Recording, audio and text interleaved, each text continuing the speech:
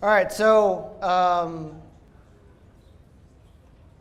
I try and bring people up here from sort of all walks in the industry, like different parts of the process. Charlie here has been working for a very, very long time in this industry for other people. He has a lot of skills in construction and deal finding, and Charlie has just now put together his first 2 deals on his own, but he's put together a lot of deals for a lot of other people. So one of the things that I think is important is that while people are sort of moving their way up the food chain, if they choose to do that, you sort of get to hear their story, like and how they got here. And Charlie's story is really interesting, and I'm just really I'm grateful he was brave enough to come up here, because I feel like some people when they don't feel like they have a decade-long career of making millions of dollars, they want to be in front of an audience. And Charlie's made a lot of other people money, and now he's making himself money. So please help me welcome Charlie Hustle Ortiz. Thank you. Okay, so I didn't get to brief you before and talk about what is off limits. Me and you have talked a lot about personal stuff. Yes. So if we ever get anything that's too personal, you can kind of just be like, nah. Okay. Tell me what's up, but I don't want to get too deep. So what I ask everybody at the beginning is how did you get into this field? How did you start just even taking interest in real estate? I think, like many other people, I picked up a book, that Robert Kiyosaki book. I picked it up in 2009, and I was just, it just blew me away. After I finished reading it, I quickly turned around and I said, this is what I'm gonna do, and I'm gonna do it in 5 years. It didn't happen in 5 years, but I already had that mindset of that I was just gonna do it. It was gonna happen. I didn't know it would take this long. But it didn't. I mean, you were always working in the business. Like it took this long. Just this is the first time you did a deal for yourself specifically, right? Yeah, I had a lot of practice runs. I definitely failed a lot of times. I definitely dropped a lot of deals. I did all the wrong stuff. But I think ultimately when I joined the accelerator, that pushed me over to the edge. Okay. I went from doing kind of like a door knocking acquisition to actually putting them under contract and going the whole way. So one thing that I've been talking to Todd about, you can see actually in our real estate accelerator, and you can see in you, and I see it in a lot of people in this industry, is no one ever comes into their own until they take on a role of leadership. And so what's really weird, and I don't even know if you've noticed, but one thing I noticed is that when we got together and we talked about plans for door knocking, right? You brought in other people. Yes. You remember when you started coming to the club at the beginning and you were like, hi, I'm Charlie, whatever? Yes. And then after a while you were meeting people and you were like, oh, I'm Charlie, I'm doing all this stuff, and you should meet Steven because he says I'm great. Oh yes, I remember that. I remember that. So, yes. So you were taking on kind of a leadership position there, right? Yes. I want to go back at some point, but now bringing that up, can you sort of think about how you've moved into a leadership position over the last 6 months to a year? Yeah, I think about almost a year and a half ago, maybe 2 years, I came to you and Todd, and I was already door knocking, but I just didn't know, like many people out here that are sending letters or even door knocking or whatever it is that you're doing, you just can't convert all the way. You can't take the deal from talking to them to actually put it on their contract. But you guys introduced me to a guy named Jim Keller. Jim Keller's out here. He's over there. Jim Keller, and that guy is awesome. You guys introduced me to Jim Keller, and I started working with him. And at first it was hard because I was chasing him around for a couple months. Jim can be a little hard to get a hold of. But once I did, I did everything that I could to bring Jim deals, because you have to bring something to the table. So I learned from Jim, and then I go out and take action, and then I come back. And then he'd say, okay, now do this or do that. So that played a big role in kind of shaping who I am now. So how long did you work with Jim? I mean, not that you aren't now, but how long did you work with Jim doing that? Probably a little bit over a year. a year and a half or so, I remember even about a year and a half ago when Jim was speaking, probably so about a year and a half ago or so, and I remember I was watching Jim up here, Yeah. and I was down there, and I was like, I want to be up here. Yeah. And so I just started surrounding myself with more people like Jim. There's a few other guys, Jeremy out here, and a few other movers and shakers that are the real deal. And my job was to build rapport and figure out how I can bring value to the table so they can, in turn, share the knowledge with me. So are you willing to talk about your current game plan to like whatever degree? I'm asking you. You can sort of give a roundabout version of. Everybody's sort of afraid to like talk about how the Kool-Aid's made, but you know, like give an idea of what at least your current strategy is vaguely. Oh, my current strategy now? Yeah. So I worked at pre-foreclosures and notice a trustee sale. That's my main niche. I started off as a door knocker for Home Investors of America, just setting up appointments. And that was great because I was going to 25 houses a day, and you know, Monday through Friday. And at the end of the month, I was going to like 400 or 500 houses, and I was talking to like probably like 70 or so homeowners. What was that process like? Like you just knocked on the door and said, "I'll have somebody call you," or what? So my job was to just play it really dumb, like the dumb appointment setter, because I know that if I try to talk real estate, I was just gonna vomit everywhere. I was gonna throw up literally right there. So instead, I just made myself the dumb appointment setter. So when they asked me questions, I was like, "Oh yeah, we can get that answered." And I pull out my book. How does Tuesday or Thursday work? So everything revolved around setting up appointments. What's your book? What book are you talking about? Oh, it was just a planner that I have that's Monday through Friday, and that's how I set up appointments. That's how I was setting up appointments for investors. So I might open the book up, and all the days might be filled except Tuesdays and Thursdays. And so I may say, how does Tuesday work or how does Thursday work? So everything revolved around just setting up appointment, because my job was to get the investor insight so I can listen to what he was saying, so I could start understanding real estate. So you sat next to him, like you would sit next to him and talk to him. So I have bird dogs now that set up appointments, and their job is to set the appointment up only. So me and I work with Summer Flores also back there. She's an investor, and she's also a licensed realtor. So it's their job to set the appointment so me and Summer can go in and talk to them about their situation, whether they want to keep the house or they want to sell the house. It's our job to give them options. Okay, so you did that for a while, and then what made you jump ship from doing that, or what did you do next? Well, since 2009, I basically wanted to go into construction and real estate, and that's what caused the collapse. And so everyone was telling me that I was crazy. I admit I'm a little bit crazy, and so I said I'm going to go for it. So I was basically just a handyman, just basically going under the radar and going from job to job to job to job to job. And sometimes there wasn't enough money, and sometimes I couldn't go home. I'd have to stay right there at the job if the house was vacant, or I'd stay in my car. But whatever needed to happen, I was going to make that happen at any cost.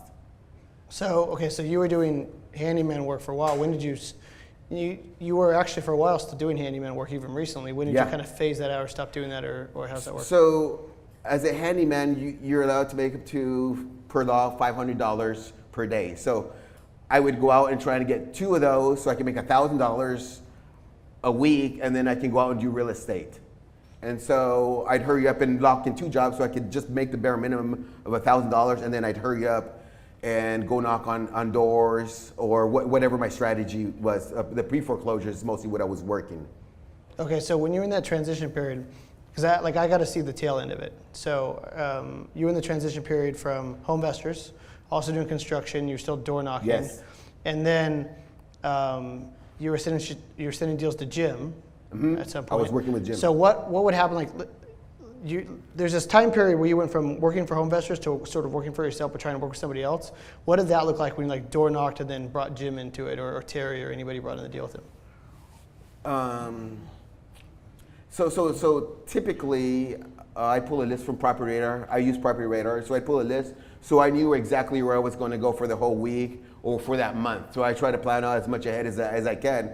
So any free time that I had, I want to knock out those, fill in that gap. So in between jobs, I'd go to Paris. I was working a lot in Paris because I live in Temecula, so it's close enough to where I wanted to be. And I'd go to 20, 25 houses, and I'd set up these appointments, and then I'd have Jim and sometimes Terry, and they would come over. So you're still being the dumb appointment setter? Yes, I was still. Everyone should be the dumb appointment setter. Everyone should dumb it down, because I know that unless you've talked to thousands of sellers and you have a lot of experience, you probably will make it happen. But chances are you'll do what I did, was just vomit and throw up everywhere. Well, that's actually what I want. I want to make really clear to people, like, you were the dumb appointment setter in that case, and you played a character. Yes. Right? You played a character of the dumb appointment center. Yes. You didn't have to have all the answers when you knocked on somebody's door. Yeah.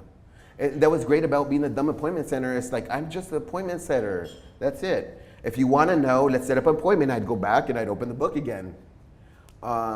So there's a step in between there, and I don't know what happened in between. I'm going to tell you between that step. Okay. In between that step, so then I did almost a year for Home Investors of Knocking, but what I partnered up with another gal, so it was both of us. But for about an hour and a half or 2 hours, we'd meet up at a Starbucks between 8 and 10, and we would study, bankruptcies or loan modifications or keep your California home, HARP, AMP, all the problems in real estate. And so by going out and setting appointments and then having the investor come in and listen to what he was saying, I'd take a lot of notes, and I'd even ask if I'd ask my investor, hey, do you mind if I record it?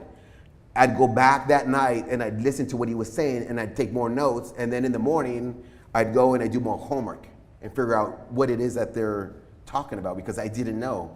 Many of those equals a lot of experience. So just being a good student. Yeah, that's what it is. We're all students here. Even the seasoned investors. Everybody is a student. Everyone's a student, and everyone should want to learn. And one of the biggest transitions was when I cut TV out. I divorced everyone, like my family and everyone, and it was just my bubble and only what I knew. And in my bubble was only going to be what I put into it. And so what I wanted to put into it was real estate, being around good people, Andy, TZ, just pinpointing all the movers and shakers, and being around those people got me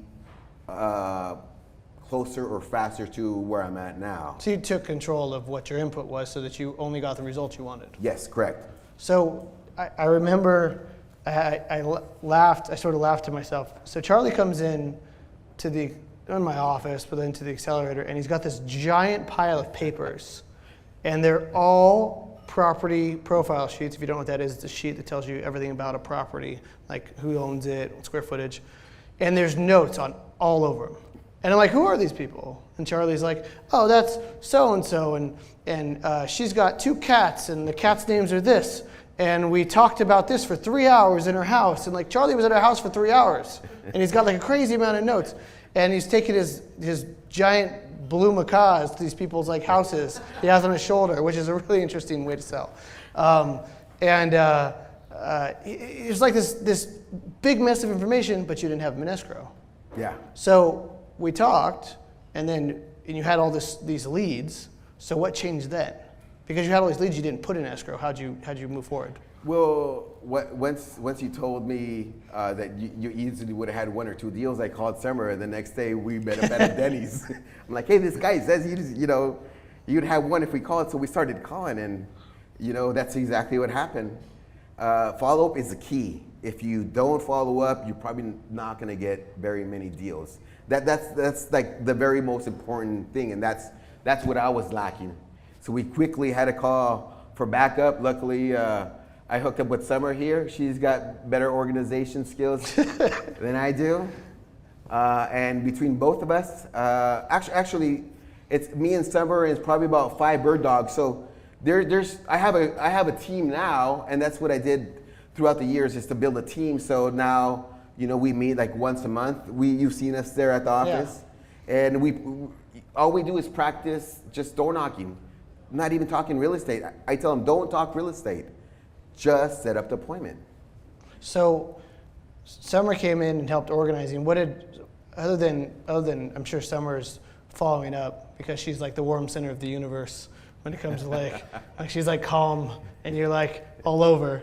How did that work? You had these pile of papers and you just started calling and then did you just set appointments and she started booking them? Like how did that work? Well, we sat side by side and we started calling and Summer's like, oh, I got this. When I called, I was like, oh, I got this. And so you both called? Yeah, we both called and then we set up appointments, I think for the next day or the following day.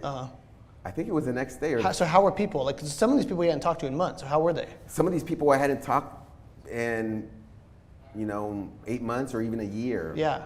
So there were, when someone's in trouble and they're desperate, they're going to want to talk to you. And that's the people that I'm really looking for. If you know what you're doing and you've been talking to the bank, and then, it seems like you already are taking charge of things. But if you haven't, then that's where we want to step in and start just getting in front of the sellers. But I think that's really, I think the partnership there is really key. I couldn't do this business without Todd because I've literally not written contracts and just like thrown away $20,000 at a time because I just didn't feel like doing the paperwork that took me 10 minutes.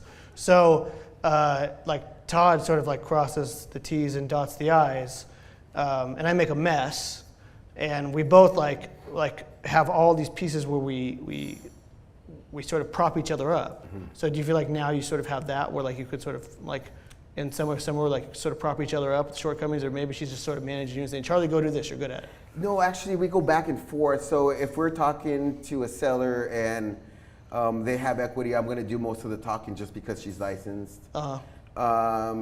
If they're upside down, then Summer, since she's licensed, she's going to be able to talk to them a little bit more. So we kind of play the good cop, bad cop, and we go back and forth depending on the seller. Depending on, his moves will depend our moves. Yeah. And so that's, every situation is different. Sometimes it's like we'll go up to the high desert and, we won't start comping or even looking at the properties until we get in the car and we're literally on our way up there, and that's when we'll talk about it. So you're still staying stupid all the way until you get there. Yeah.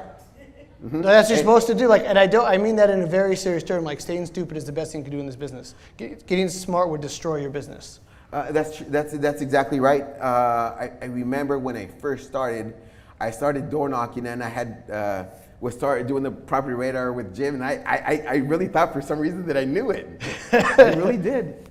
But I think the biggest lesson that I learned was a deal that me and Jim were doing, the Jenny. And that deal... I remember that one. That deal was going to make a big wholesale fee. And I was all excited, and I did all the wrong things. And I went from, I was going to make a $50,000 wholesale fee to making nothing. And the funny thing is, when I met her, when I first door knocked her, she was crying. And at the very end, when I was at her house, then Jim got there, and then when we left, me and Jim were crying. Oh man! And that was a lesson that was a big experience. It was a big wake-up call. It was the first time I was talking to banks. Because Jim will call in the house. Mm-hmm. Jim will call, he'll dial the bank in front of the homeowner, and so you're sitting there listening to Jim talk to the bank. that was the first time I was actually... Okay, you were calling. Don't tap your mic. That was the first time I was actually talking to the banks and going through all the motions. Okay. And so that's where most of my learning was on that job site. So it was like pressure, right there. Mm-hmm. Okay, so it was like sink or swim. Mm-hmm. It was. And I think after that experience, we couldn't save our house. And it was almost like the Matrix, time slowed down and everything was just slow. And it was just we lost this lady's house and I'm still going home broke. And at that point is when it started to dawn on me that I was just being a selfish a-hole. And that was kind of the turning point where I started thinking what would be in the best interest for the sellers and started being so selfish, you know? Okay. So you feel like your overall attitude towards the seller changed? Yeah, once I started figuring out a way to help them instead of really trying to buy their property, like let's see if we can really save your house, right? Instead of me trying to figure out a way how to buy their house. If they want to keep their house, well, by golly, that's what we're going to do. We're going to make every effort. Which is basically what you do now, is you do Yes. everything you can to try and save their house. Yeah, the name of my company is a homeowner resource group, and that's what we want to do. At the very end, if we've done everything and we've called the bank and we've helped them fill out paperwork, and at the very end they say we can't keep the house. Can you help me sell it? I'll say sure. We don't even have to really talk about it because we built so much rapport that I know she's going to ask me to sell the house. Yeah, either you're going to buy it or list it Yes. or whatever the case may be. And so with Summer, you have both. Mm-hmm. So you don't have to reach out to another person. Yes, correct. Okay.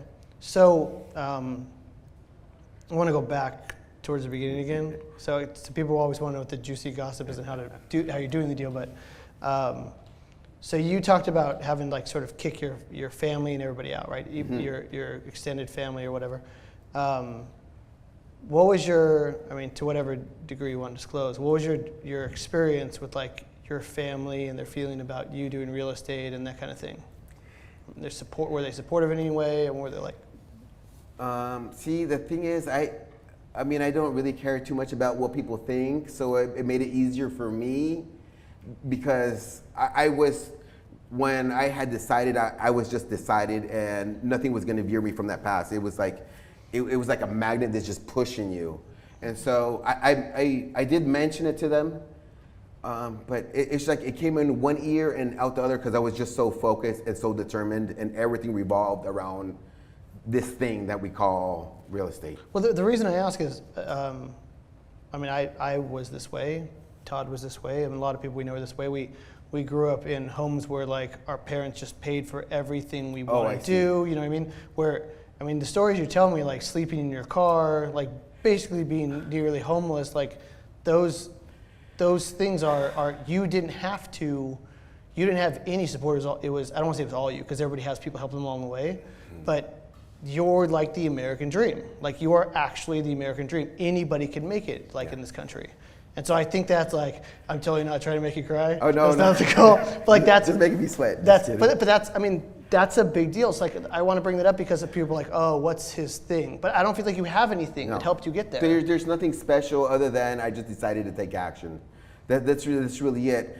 But there was a point where between like 2011 to almost 2013, where I was kind of like a general contractor. It was me and a few other guys, and we were helping some guy from Fortune Builders. He was flipping property, and so there wasn't enough money, but there was the experience there. Mm-hmm. So the job wasn't going to pay much.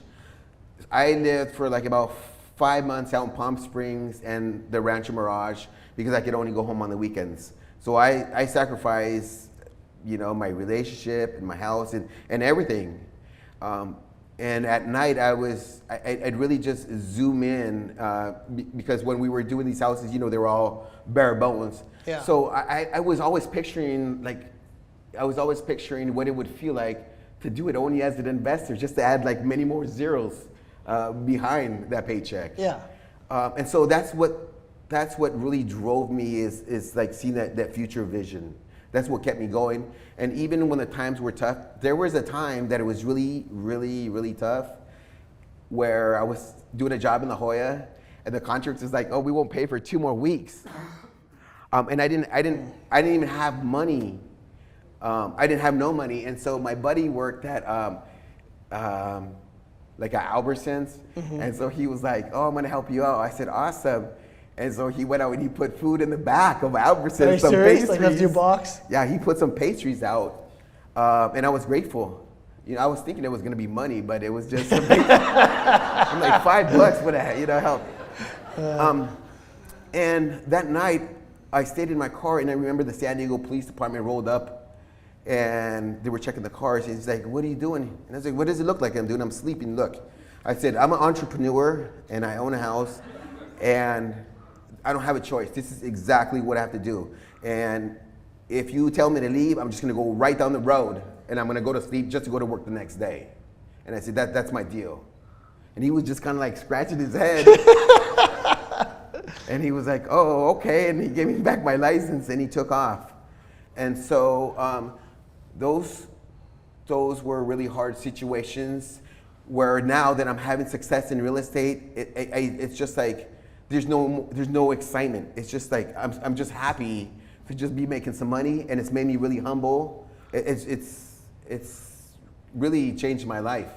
One of the things that really impresses me about you is, so you'll meander into my office, you'll say, hey, I have this thing real quick. And he's like hiding behind the door. He's like, can I come in? I'm like, come on.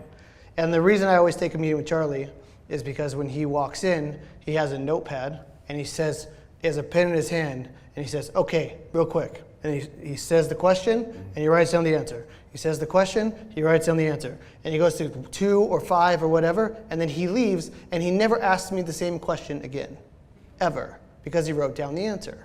And I feel like you're a phenomenal student that way, but people get there, like there's a point where people, like there's these evolutions, people get in their career, right? They sort of grow up a little bit. You spend a lot of time by yourself. Yes. Like completely alone. Yes. In your car, on the job site, Yes. whatever it was. What was that like? How mentally taxing? What was that like to be? Because I've spent some serious time alone, and it can be brutal. Like it can be. It's like a reality check. You have to be honest with yourself. I climbed a lot of mountains, swam a lot of oceans. I sweated. I cried a lot. I prayed a lot, and ultimately, when you're going through all these hardships, and if you can find something positive in it, I think that's where that transition is. Yeah. Right? Because I could be living like in Mexico or some other third world country, but instead I have everything here. We have everything, but we make all these excuses of why we don't want to do it. I spent a lot of time doing all these affirmations to kind of paint this picture so I can wake up at 5 o'clock in the morning and do the things, the 20% that's going to start generating me leads. And that just happened through a lot of repetitions. That happened because I got to know who I am, what I stand for, my work ethics, my values. I think a lot of people that don't know who they are, don't know what they stand for, are going to fail at this business miserably. Right? It shows when you're talking to people. Mm-hmm. This game is really about you, right? Ultimately. And I think the more at ease, the more cool, calm, and collective you are, I think the more deals that you're gonna get. And that's something that I had to learn. Even when I started, I was always trying to pull one out. I was like, hey, Steven, can we meet today? And I was always like trying to convince you until one day you're like, hey, listen, I'm not a seller that's behind on payments. Yeah. Don't be hustling me with your stupid bullshit. Yeah, I'm not falling for it. If you need to make an appointment, set it with Sonia. Yes. So that kind of nonsense mentality kind of helped me push forward. And even today, I still am struggling with it. And every day I'm trying to get better. We talk about being a student. I'm still a student whether I'm here or whether I'm out there doing real estate or construction. I'm always a student. And so my job is to let everyone know what I do, everyone that I come into contact, no matter what. Everyone should be like a human marketer. If I'm standing in line and we're not talking, I should be talking to them. Everyone should be talking to everyone. And that's how I'm picking up more deals, and through my construction guys and just through other outlets. It's funny. I had mentioned to you, it's like I'm starting to see more deals, and you said no, they've always been there. Yeah, those deals were always there. You're just starting to recognize them. Yeah. And so now they're like abundant. They become like they're everywhere. yeah, now they're just coming out of like the woodworks. No, they're there. They're always creeping. Where were you 3 years ago when I needed you? When you were ready for it. When I was broke. So we talked a lot about, okay, so Charlie got 2 houses at once, and the guy has like 7 more to sell and wants to sell them all. He's a really nice guy. Yes. Very nice guy. And he's perfectly happy to sell them at a discount, so they're not his problem. I met him at the escrow offices because I happened to be there at the same time.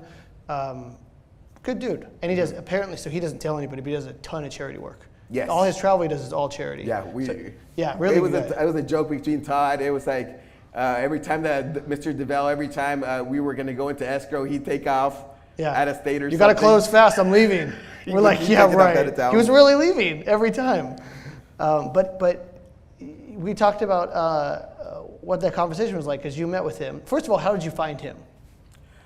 You know, we found him through some bandit signs, through some of my bird dogs. Okay. But here's what I really want to emphasize. I don't think it was just the signs. I think it was the energy that our whole group put together. When you're in a group effort, there's something about the group that it's like a tribe. where you want to perform a little bit better. And so you're going to do much better when you're in a group. And that's what has been working for us, that kind of whole group effort where we're all meeting, we're all stick together. I think that's what's generating the houses. Do you think there's some accountability there? Mm-hmm. So one of the things, like, guys are under somewhere. So Guy was in a meeting, the accelerator, I think I talked about before, where he had a seller he had to call. Like, and he called in front, he volunteered to call in front of the whole audience. Yes. You were there, right? No, I wasn't there that day. So he calls, and like, same thing. I was like, I wonder how much better this is going, because there's all these people staring at him going, better not screw it up. Like, you better say all like the right stuff, because then you perform a little better. So,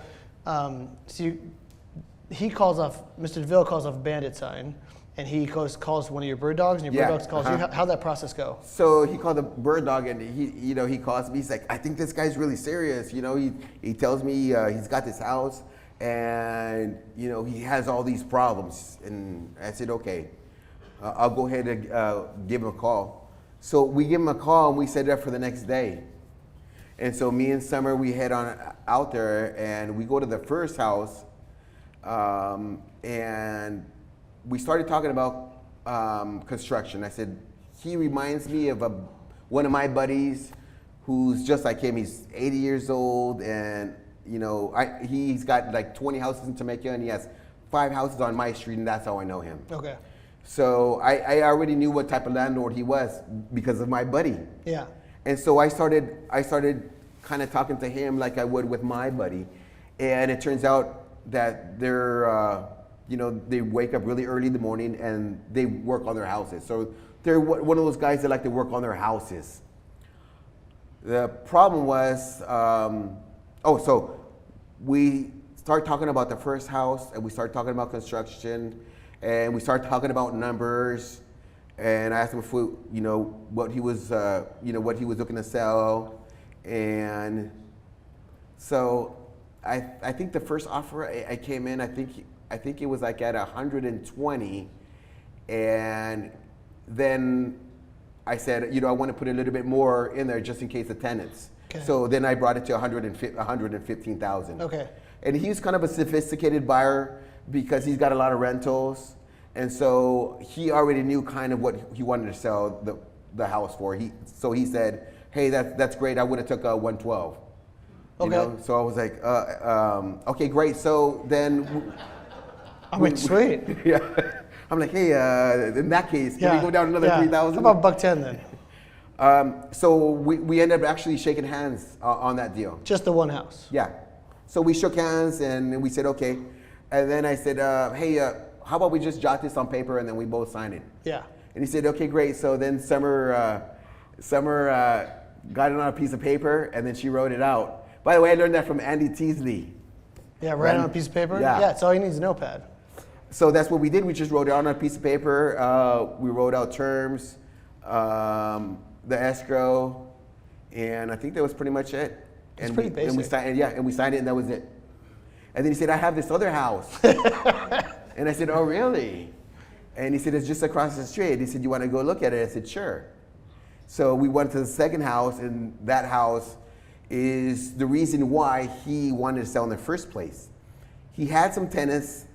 He has owned the house since like 1978, and he put some renters in there for $500. Oh my God. So for like the last 20 years, these renters have been paying only $500. Is that the one that you're currently working on, or the one that's next? No, the one that's in the front. The one that's next? Yes. Okay. And so the renters were actually running amok, and the county kept coming back and citing the property because there was a lot of drug activity. There were a bunch of like crackheads in the shed. Yeah, there was. Right? You know, I didn't tell you this, but Of course. Can I have some money? I didn't tell you this. yeah. So I didn't tell you this. This is when I came to get the not cash for keys, but for The couple $100 for the the people? 150. Yeah. Here's what I didn't tell you guys. I went back there and they were still back there, and I was like, "Hey, what's going on? You were supposed to be out yesterday. Let's talk about it. Let's see what's going on." First of all, he's got a swastika on his hand right here. Wow. And then he's got another tattoo coming across here, and he's just tatted down everywhere. And so I said, "Look, we're gonna talk." And so we started talking. He's like, "I need $40, to move my stuff." And I said, "Okay, let's go back and see what else needs to be moved."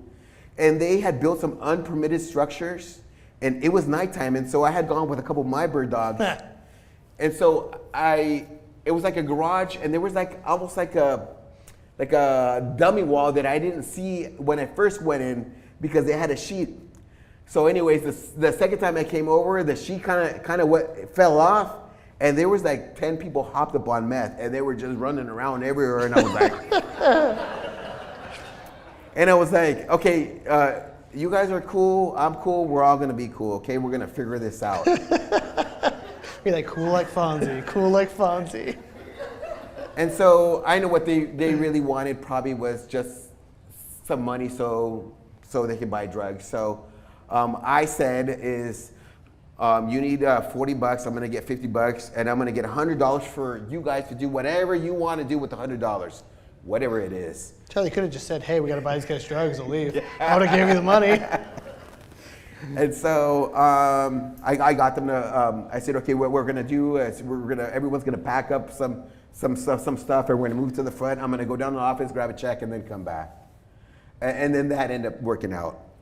But it was really tense because it was just like, you open a door and there was like cockroaches running everywhere. And So was it like that when you went and visited the property with Mr. DeVille the first time? yeah, it's pretty hardcore. Okay. It's really they enclosed a carport, so it's got 3 citations. It has a carport that they built to live in space, so that's the first one. And then they built a patio and actually enclosed the meter. Yeah. So they can't even get to it. So that's the citation number 2. And then they got like 2 big structures that it's unpermitted that they built. The back ones. Yeah. So I mean, they had like a whole football team back there. So when you went there and walked the place, did you go back? Like, where did you do a contract with Mr. DeVille for the second one? We went back there, and he was like, he said, "This one's gonna need a lot of work," and I was like, "You don't say."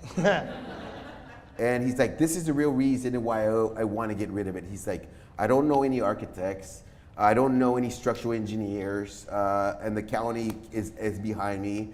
And although he knows about construction, it's more like a handyman construction. Yeah. He wouldn't know how to convert that or who to even contact. He was having a problem contacting architects.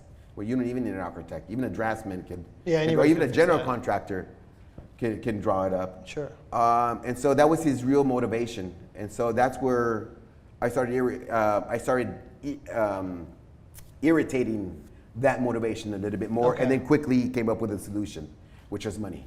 So did you go back somewhere else to talk about it, or how did you drop a deal on that one?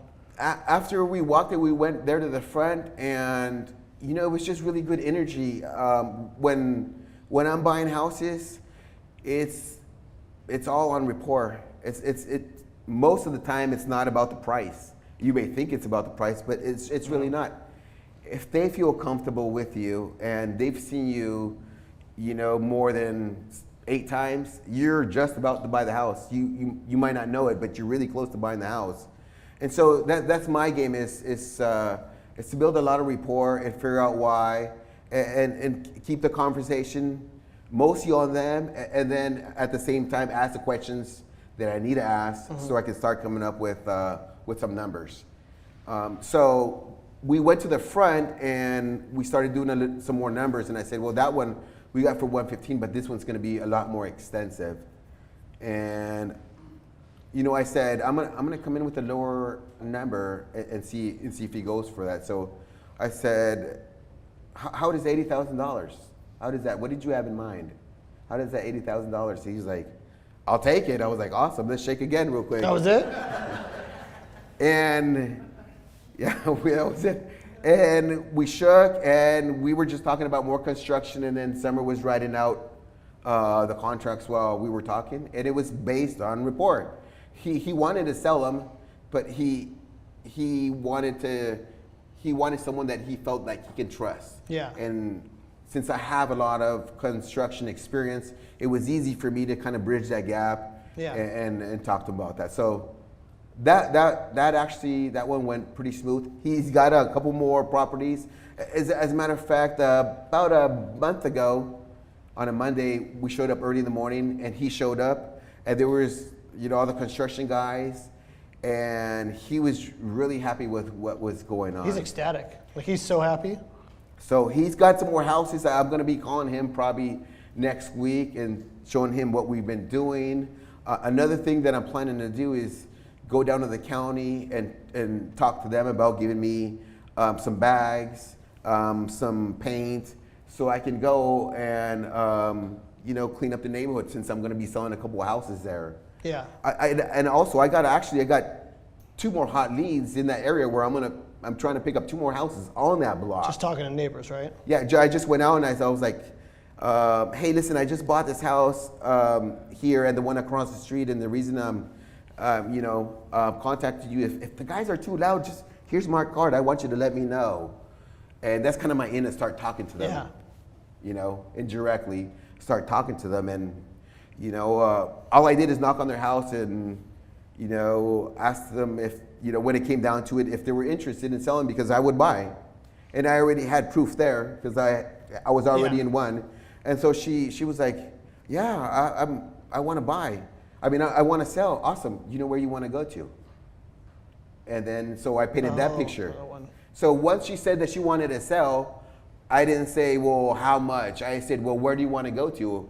And what I did is I painted that picture and got her excited where her destination, where she was gonna be moving to. Didn't she say like a mobile home park in Hemet or something? No, she wants to go to Paris. Paris, that's okay. Yeah, she wants to go to Paris, and so I started painting that picture. I said, hey, that's awesome. There's a lot of infrastructure going in there. Yeah. I think prices, they're gonna drive the prices because everyone wants to live close to work. And it was just like, it was like awesome. And so then I talked to her. I've been talking to her again because she was ready to go, and then it kind of like was fizzling out. Mm-hmm. So then I just go and just have a conversation, not talking about the house, and just hang out. Yeah, I just say, hey, how was your week today? Or just about anything. Yeah. And but I got 2 that are going to be coming when they've decided. I want to be right next to when they've decided. Yeah, I literally just got a call from 2 years ago. It says, hey, you still want to buy this place? Mm-hmm. Yep. All right.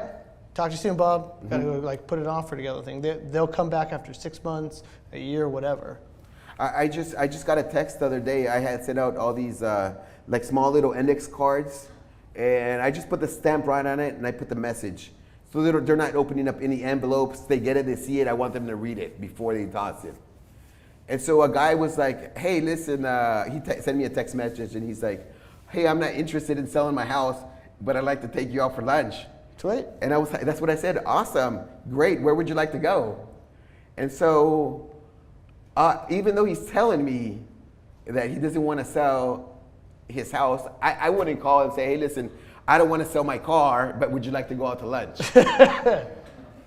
And so it's just my job to listen to what he has to say, and just keep following up with him, because in my eyes, everyone's a seller. Every single house is a seller to me. Just how much and when. Yeah, it's just when you're ready. But everyone, if you think about it, in every neighborhood, people are getting divorced. So I'm already at 60% because I know 60% of the people, I'm already at half because 60% of people are getting divorced. Yeah. And we know people are dying in those neighborhoods. So now I have probate, death, and then people are behind on payments. So I got death, divorce, and default.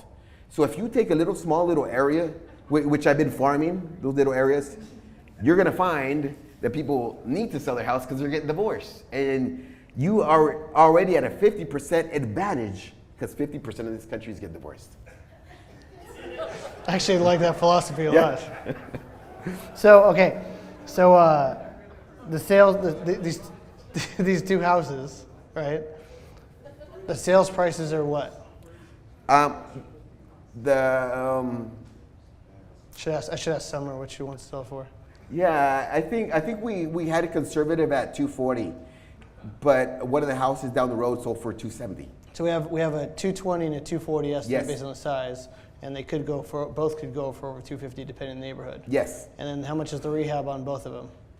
On that one was 27,000, and on the other ones I think it's going to be about 50,000. Okay. With the The unpermitted addition. So we're looking like 400 and maybe $500,000 in sales price with $300,000 in cost.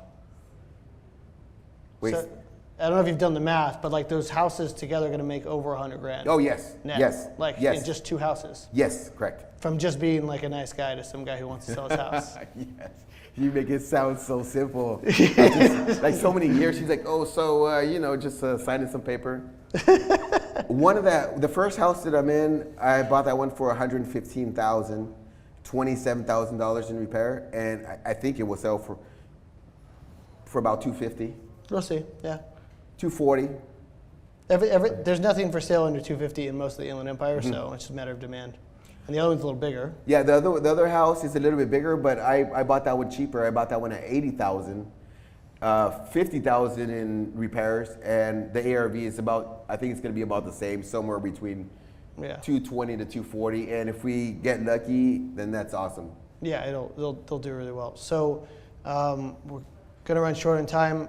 If anybody wants to ask questions, you can ask a question. I'll repeat the question for the camera and for Charlie if you can't hear it, and Charlie will answer. So anybody have any questions for Charlie? Anyone? Anyone in the back? Ginny?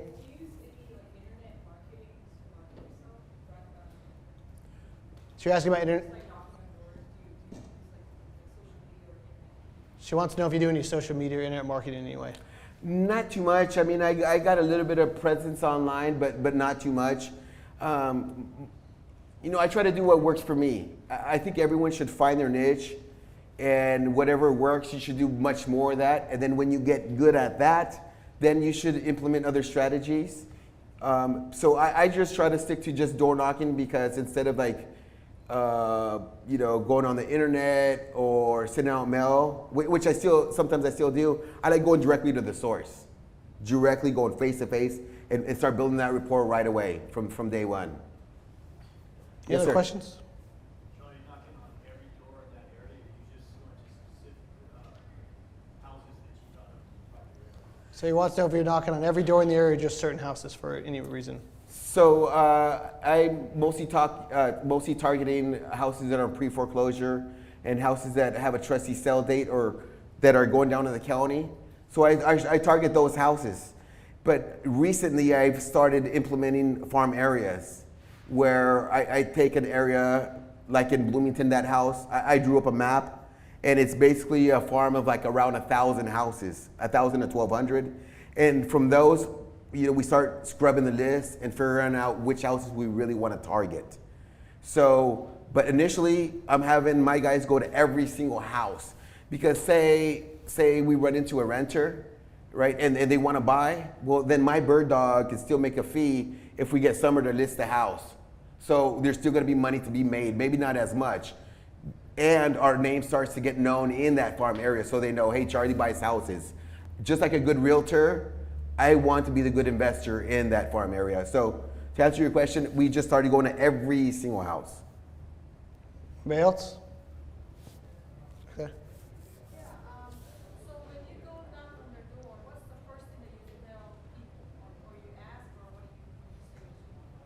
So she wants to know when Charlie knocks on the door, what's the first thing that he asks or says? You know, I tell them who I am and why I'm there. I think those are the two most important things. Everyone should be you should be telling the sellers who you are and why you're there. I tell them my name is Charlie and I'm from the Homeowner Resource Program. And typically I already have their information. I have the property profile. So the next thing I'm saying is, were you aware that you have a pre-foreclosure date of, 7/15/2017? And they're gonna say yes or no or whatnot. And then I just go into, I go into as if they wanna keep their house, right? I assume that they wanna keep their house. So I'm going in that direction. What have you done? Well, I've talked to the bank. I'm doing a loan modification, I'm doing bankruptcy. And so my next question, what I'll say is, it's great, I'm glad to hear that. If that doesn't work, what's your next goal? So what I want to do is start opening them up. You see, so I go in with kind of a warm, and then I start leading into a little bit more questions. I ask them for permission. I ask them for permission to ask them questions. Am I saying that right?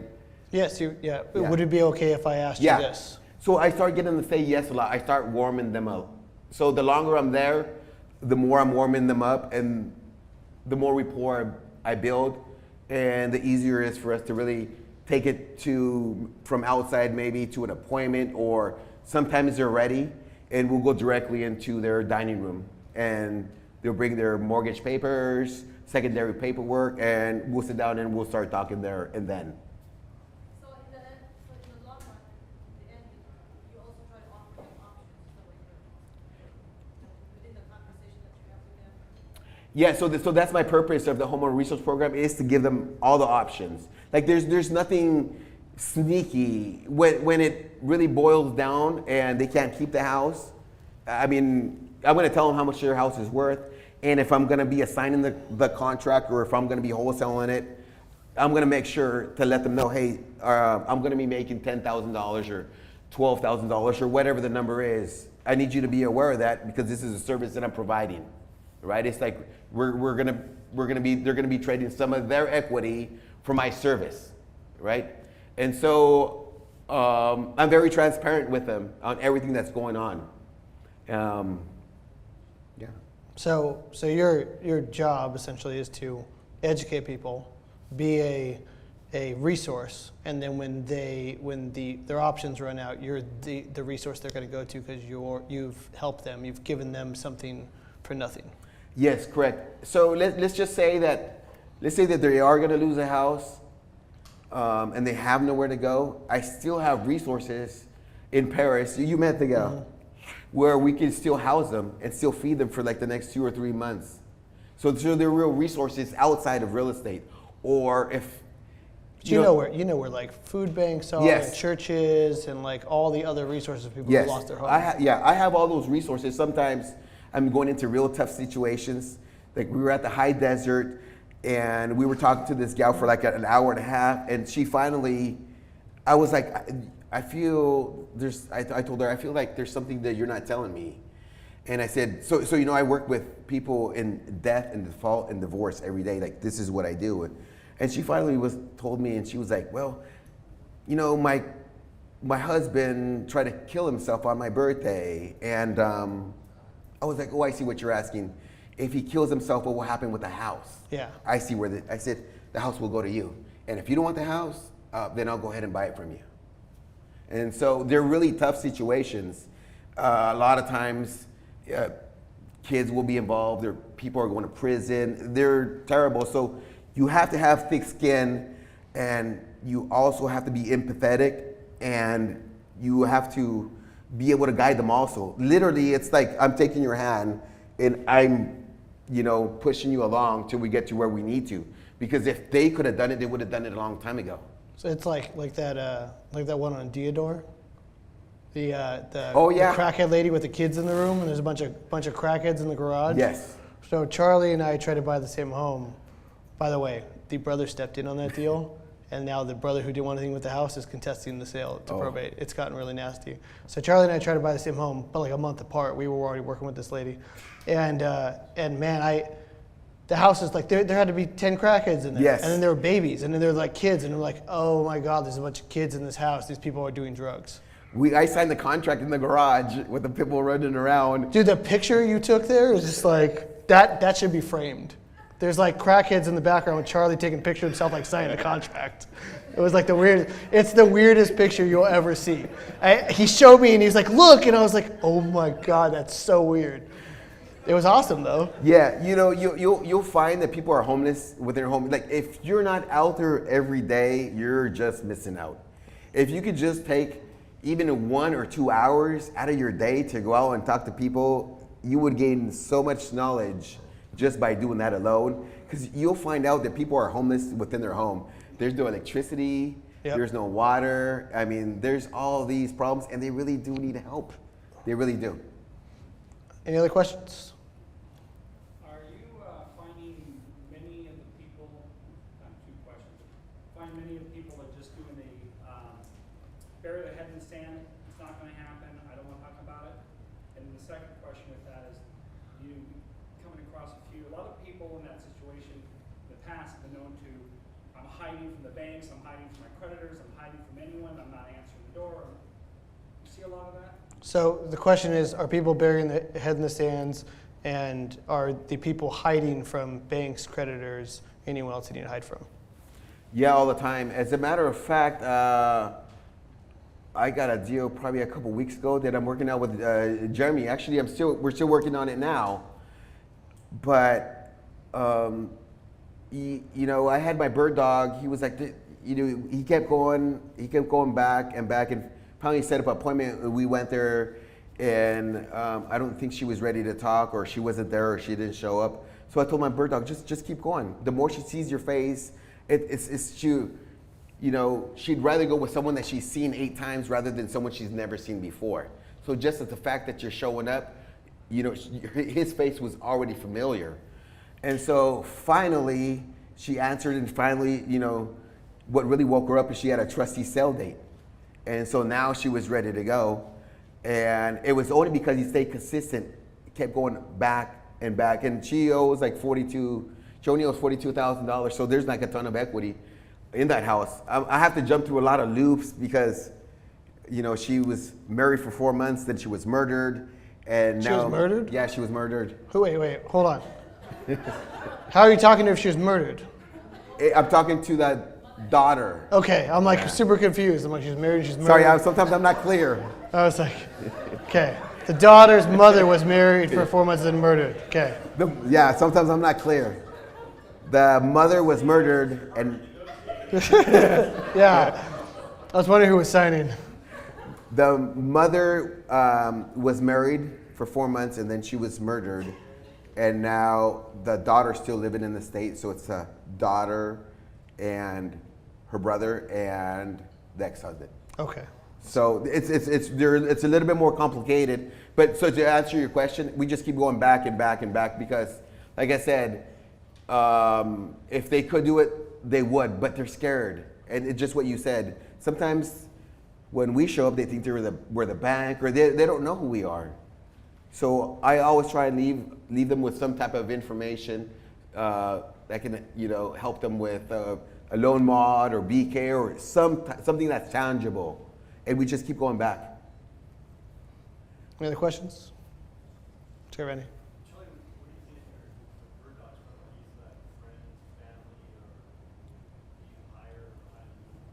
Right here. It's right here. As a matter of fact, I would love if everyone here was a bird dog for me. So Randy, by the way, I didn't get to repeat the question. Randy was asking how Charlie finds his bird dogs to join his team. It's here. What a better place than to go into a room where people are excited to learn real estate. I mean, it's right here. But you do something very specific.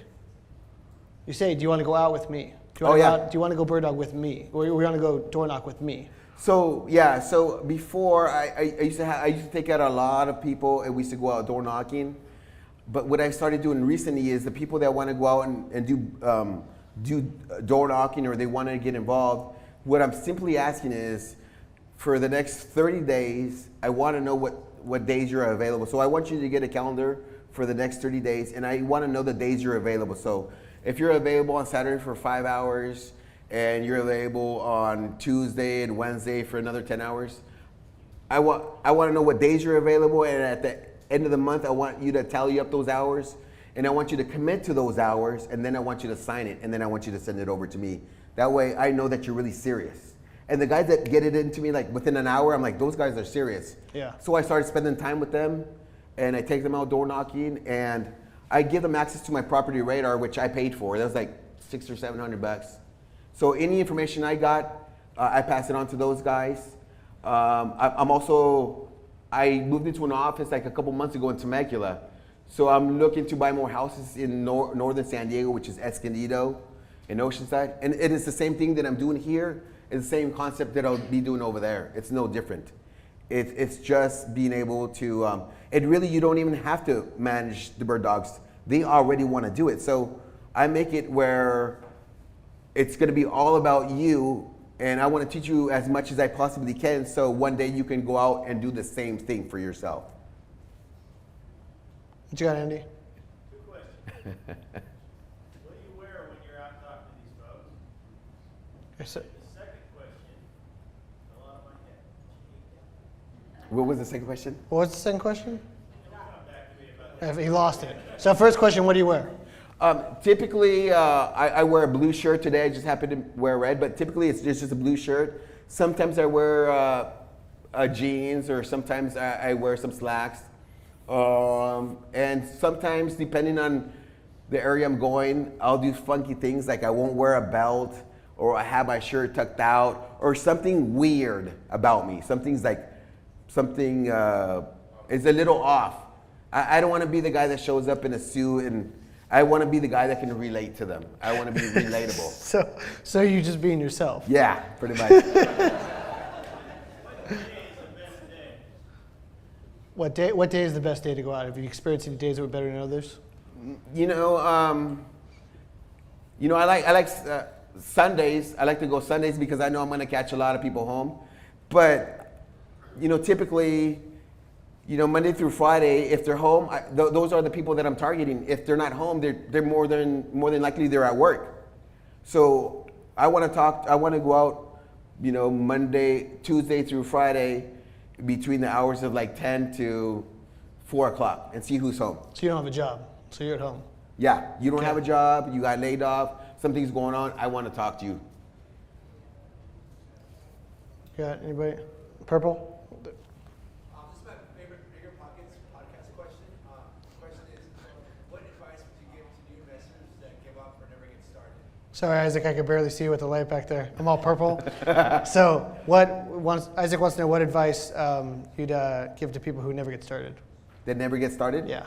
Give up. They just give up. They give up? This is, here's what I would recommend. In this room here, there's movers and shakers in here. I would try and identify some of those movers and shakers and build rapport with them. Even just being around them. Even if you can take Andy Teasley out for lunch, or Steven or Jim, or any of these guys here, or Jeremy. Take them out and just get started. Do something. Do something today that will get you further tomorrow. But do something. Anything, but do something. Yeah, I guess I would add to that the pain of remaining the same has to be, if the pain of remaining the same is not greater than what was it? I'm losing it. Yeah. Hold on. Right, while I'm on stage, I forget. The pain of remaining the same is not as great as the pain of changing, so you won't change. The pain of remaining the same has to be more painful. So until it's more painful to remain the same, you won't do anything. That's how people are. If you're uncomfortable, then nothing's gonna happen. You have to seriously be really uncomfortable. I've been so uncomfortable that I've been alone that I've cried. I've cried. I'm like, I'm just gonna let it out. And you just got to go through those motions. If you don't, nothing's ever gonna happen. You're gonna be going to the same place, doing the same thing, and Ginny? I've knocked on doors where I've seen houses that have been vacant for a long time, owner lives far away, and their house is very disheveled, so I want to get a hold of the owner. So I would leave like sticky notes with my contact and say, hey, I'm not going to hear if you're just selling your house, please contact me. But I never hear back from them. So I would like to, use a more proactive approach by finding out the phone number and calling them. Where would I find a phone number? So she wants to know where to find the phone number for sellers you can't get a hold of. I have a partner that's got Skip Trace. I know there's other programs, but I just, I'll go to Mike, and which, if we have here's what I recommend, and I'm just gonna start doing this. I'm just gonna start implementing this. If it's an abandoned house, what I'm gonna start doing is taking a picture in front of the house with me in front of the house, and then sending them that picture with me in front of the house at that vacant property and saying, did you know? And then just send it off. Because they're gonna call and say, did I know what? And I'm gonna say, did you know a house like this cause squatters to come in here and destroy the property? And so it's more like a guerrilla marketing. But I just want the phone ring. Whether they're gonna yell or whether they wanna sell me the house, I just need the phone to ring. The other advice I'd give is talk to all the neighbors that can see that house. One of the neighbors probably knew the people who used to live there. I don't know. You'd have to ask them. So usually if you talk to enough neighbors, like for example, so today we're in front of our house, me and Cassandra are moving, and one of the neighbors came out to talk to me. Now, unfortunately, I had to be the one to tell her that the owner of my property died, and she had known him since he was a little kid. But I had never asked for Randy, that's the owner's name, Randy's phone number, but she would call him all the time. Be like, hey, we want to make sure we get good people in this house. Don't rent to people with 20 kids because there's a bunch of senior citizens around here that don't want a bunch of kids running amok in the street, right? And all I probably had to do, I had to actually drove out to this guy's property in Fountain Valley to meet him, but all I probably had to do is go knock on her door and say, hey, Dee, you got the number for Randy? And she'd be like, yeah, you want me to call him? But I just never went next door. In my own house. So just go talk to the neighbors. Because she had known him since he was a kid. And he inherited the house. So even like a property that had been years past, multiple owners and heirs, the neighbors still had the phone number to get a hold of the right person.